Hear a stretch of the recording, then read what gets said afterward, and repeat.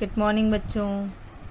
आज हम लोग lesson 9 where do all the teachers go पढ़ेंगे। इसका मतलब होता है कि सारे टीचर, सभी शिक्षक कहाँ जाते हैं। तो इस कविता में कवि ने छात्र छात्राओं के मनोदशा का वर्णन किया है। सबसे पहली बात तो ये कि एक स्टूडेंट के लिए जब वो छोटा होता है तो उसके लिए उसका टीचर सर्वोपरि होता है, सबसे ऊंचा। उसके टीचर ने जो बता दिया उसके इतर कुछ हो नहीं सकता, और अगर उसकी टीचर ने जो बताया और अगर आप उससे हट के कुछ उत्तर बताएंगे तो उसको लगेगा कि जो मेरी टीचर ने बताया है वही सही है, बाकी जो लोग बता रहे हैं सब गलत। क्योंकि केवल टीचर ही ऐसा प्राणी है जिसको सब कुछ आता है। अगर घर के माँ बाप भी बताते हैं कभी कभी तो वो भी बच्चों को गलत ही लगता है। अगर टीचर ने बता दिया बी फॉर बॉल तो फिर किसी और ने अगर बताया कि बी फॉर बॉय तो बी फॉर बॉय गलत है, बी फॉर बॉल ही सही है, क्योंकि वो टीचर ने बताया है। तो ये मनोदशा होती है छात्र छात्राओं की जब वो छोटे होते हैं। छोटे बच्चे जब स्कूल जाते हैं तो उनके लिए टीचर एक बहुत स्पेशल पर्सन होता है। और बच्चों के दिमाग में बहुत तरह के प्रश्न होते हैं कि क्या टीचर्स हमारी तरह ही सामान्य जीवन जीते हैं? क्या वो अपने कपड़े खुद धुलते हैं? वो क्या खाते हैं? वो किनके संग रहते हैं? बहुत तरह के सवाल जो बच्चों के मन में उठते हैं, उन्हीं सवालों का जिक्र इस कविता में कवि ने किया है। तो आइए शुरू करते हैं। For a little child a teacher is special. एक छोटे बच्चे के लिए टीचर जो होता है वो बहुत स्पेशल होता है, बहुत खास होता है।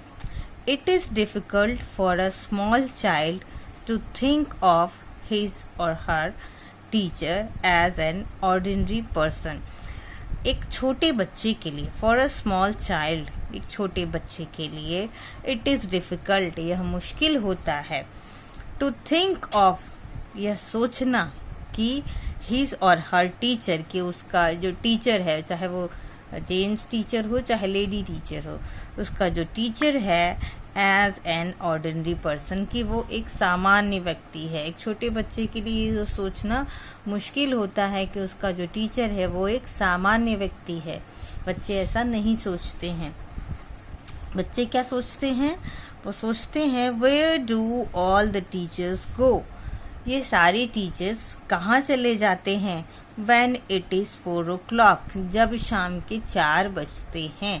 मतलब जब शाम के 4 बजते हैं, छुट्टी होती है, तो हम लोग अपने घर जाते हैं। और ये टीचर्स कहाँ जाते हैं? Do they live in houses? क्या वे भी घर में रहते हैं? And do they wash their socks? और क्या वे अपने मोजे धोते हैं? Do they wear pajamas?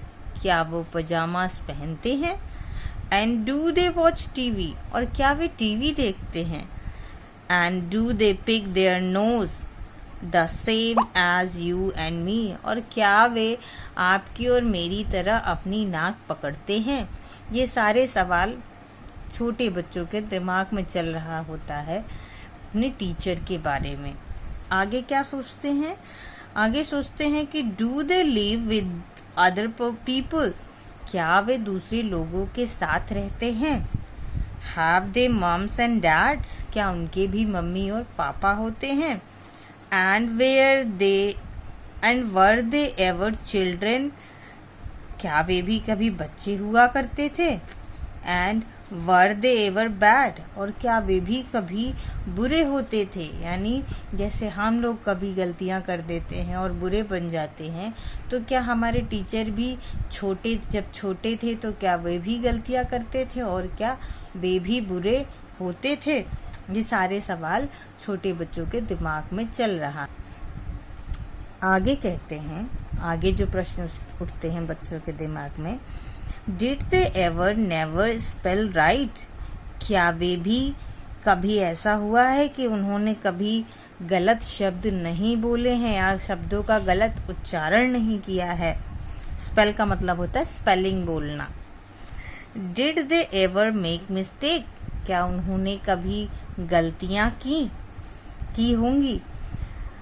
Were they punished in the corner if they pinched the chocolate flakes? क्या जब उन्होंने चॉकलेट फ्लेक्स, पिंच मतलब चुराना, जब चुराई थी, क्या जब उन्होंने चॉकलेट फ्लेक्स चुराई होंगी तो क्या वर दे पनिश्ड इन द कॉर्नर, क्या उन्हें दीवार के कोने में पनिश किया गया होगा? पनिश कर देते हैं ना, चलो दीवार की तरफ मुंह करके खड़े हो जाओ, तो वही पूछ रहे हैं, सोच रहे हैं कि क्या जब वे चोरी करते रहे होंगे बचपन में तो क्या उन्हें भी कभी पनिश किया गया होगा?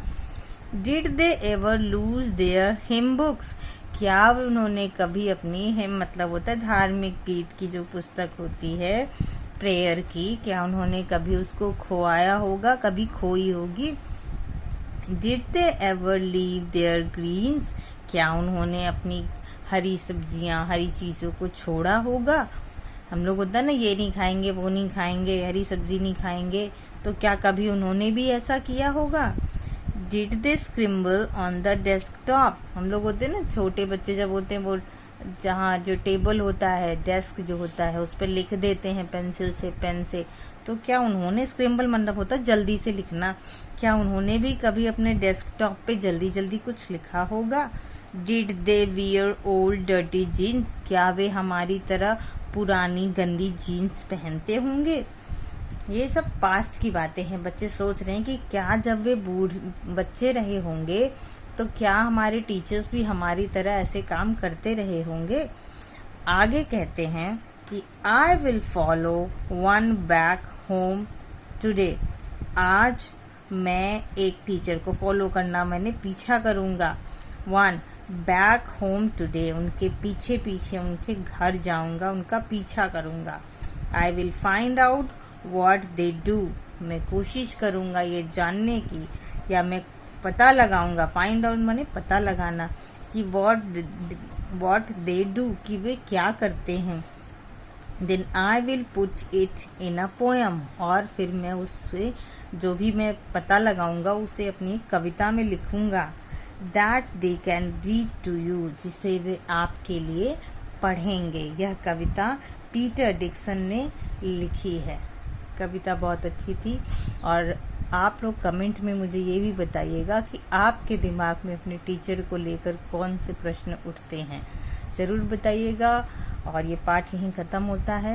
अगर आपको ये पाठ पसंद आया हो, मेरे पढ़ाने का तरीका पसंद आया हो, तो वीडियो को लाइक ज़रूर करिएगा। अगर आपने चैनल को सब्सक्राइब नहीं किया है तो प्लीज़ चैनल को सब्सक्राइब करिएगा और इसे अपने दोस्तों और मित्रों में शेयर करिएगा। Thank you so much.